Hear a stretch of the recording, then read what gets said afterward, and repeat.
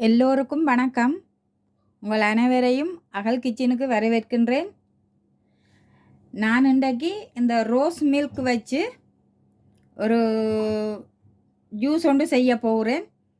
ரொம்ப ஈஸியானதும் ரொம்ப டேஸ்டானதும், அதே நேரம் இந்த அடிக்கிற வெயிலுக்கு ரொம்ப ரொம்ப குளு குளுண்டு இருக்கும். நான் அப்போ ஒரு ஜூஸ் ஒன்று இப்போ செய்ய போகிறேன். அதை ஒரு வீடியோ எடுத்து போடலாம்னு சொல்லி நினைக்கிறேன். அதுக்கு நான் இதில் பார்த்தீங்கன்னு சொன்னால் இந்த ரோஸ் சிரப் வாங்கி வச்சுருக்கிறேன்.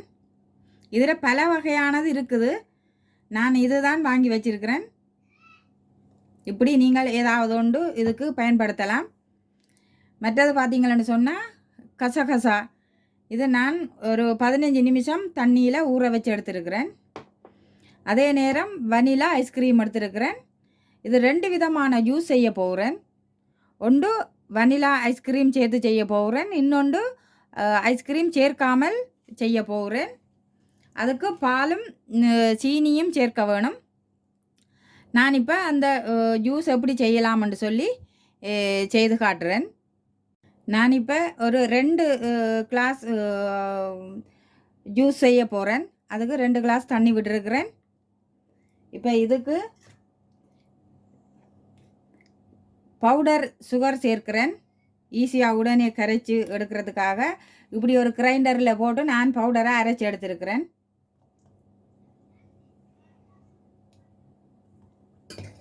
இது நான் ப்ரௌன் சுகர் தான் இதில் சேர்க்கிறேன்.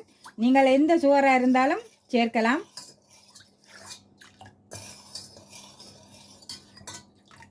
இப்போ நான் இதுக்கு இந்த ரோஸ் சிரப் சேர்க்கிறேன்.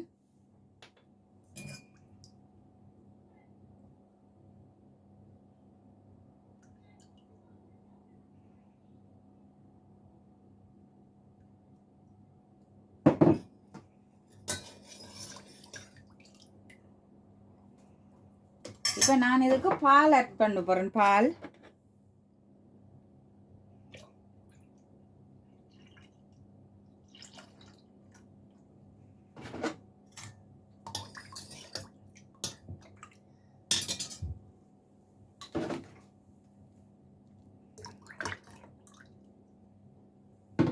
பால் சேர்த்துட்டேன்.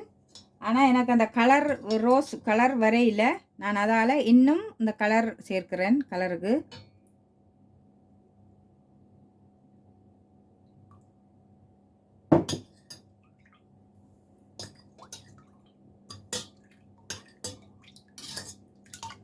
ரெண்டு கிளாஸ் தண்ணிக்கு 2 கிளாஸ் பால் சேர்த்துருக்கிறேன்.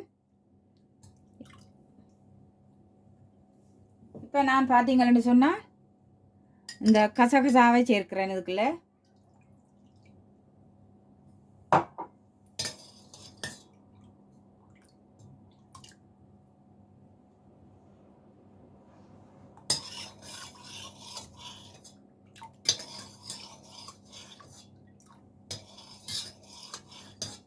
இப்போ இதை வச்சு தான் நான் 2 கிளாஸ் ஜூஸ் செய்ய போகிறேன்.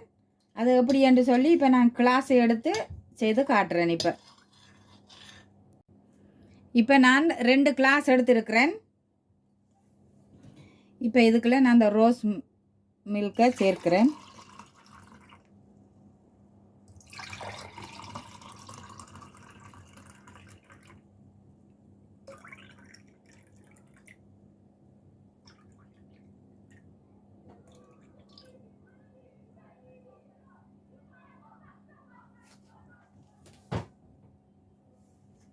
அதோட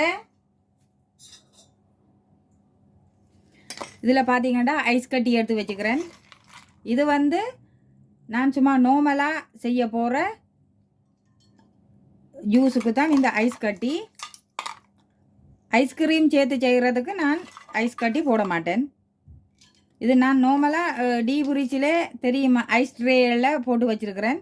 இது எல்லா வீடுகளிலும் இப்போ ஈஸியாக இது வச்சு எடுக்கணும். அதே மாதிரி நான் இது எடுத்து கொஞ்சம் சின்னதாக இடித்து போட்டு தான் இதுக்குள்ளே போட்டிருக்கிறேன். அடுத்தது இதுதான் ஐஸ்கிரீம் சேர்த்து செய்ய போகிறேன்.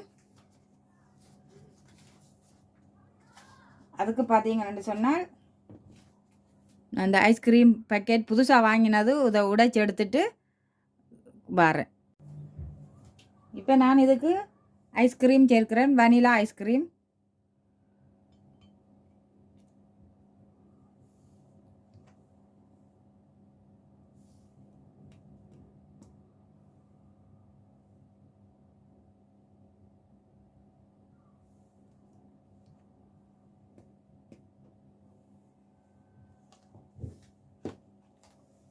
இதுதான் நான் செய்த ஐஸ்கிரீம் ஜூஸ்.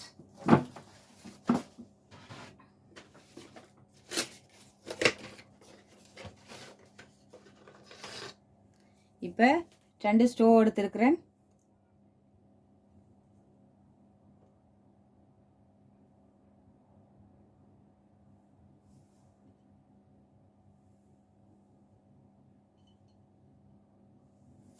இதுதான் என்னுடைய ரோஸ் மில்க் வச்சு செய்த ரோஸ் ஐஸ்கிரீம் மில்க். இது இதொன்று ரோஸ் மில்க் தனியாக செய்திருக்கிறேன், ஐஸ் க்யூப் போட்டு செய்திருக்கிறேன். இது ரெண்டுமே நல்ல டேஸ்ட்டாக இருக்கும். இது நான் பால் ஆட் பண்ணியிருக்கிறேன். நீங்கள் டின் பால் சேர்த்தும் செய்யலாம். இதே மாதிரி உங்களுக்கு எந்த மில்க்லையும் நீங்கள் செய்யலாம். இந்த வேறு இந்த நேச்சுரலான இதுகளும் எல்லாம் பெட்டிகளில் இருக்குது, நீங்கள் அதிலும் வாங்கி செய்யலாம். டின்பாலிலும் செய்யலாம், மற்றது பசும்பாலிலும் செய்யலாம். நான் இது பசும்பாலில் தான் செய்திருக்கிறேன். இந்த ஐஸ்கிரீம் ரொம்ப ரொம்ப இந்த அடிக்கிற வெயிலுக்கு குழு குழண்டு நல்லா இருக்கும். இது ஐஸ் கட்டி போட்டு செய்திருக்கிறேன். இதில் ஐஸ்கிரீம் வனிலா ஐஸ்கிரீம் சேர்த்து செய்திருக்கிறேன். இந்த நான் செய்து காட்டின இந்த ஜூஸ் உங்களுக்கு பிடிச்சிருந்தா, இந்த ரோஸ் மில்க் சேர்த்து செய்த ஜூஸ் உங்களுக்கு இந்த முறை பிடிச்சிருந்தால் எனது அகல் கிச்சன் என்ற சேனலை சப்ஸ்கிரைப் பண்ணி விடுங்கோ, லைக் பண்ணி விடுங்கோ. ஏதாவது கமெண்ட்ஸில் தெரிவிக்கணுமெண்டா தெரிவித்து கொள்ளுங்கோ. ரொம்ப ரொம்ப ஈஸியான ஒரு ரெசிபி தான், உடனே நீங்கள் செய்யலாம். யாராவது வீட்டுக்கு விருந்தினர் யாராவது வந்தாலும் உடனே நீங்கள் செய்து கொடுக்கலாம். இந்த ரோஸ் மில்கை வேண்டி வச்சிங்களன்னு சொன்னால் ஐஸ்கிரீம் இல்லாமலும் இப்படி பிளேனாகவும் செய்து கொடுக்கலாம்.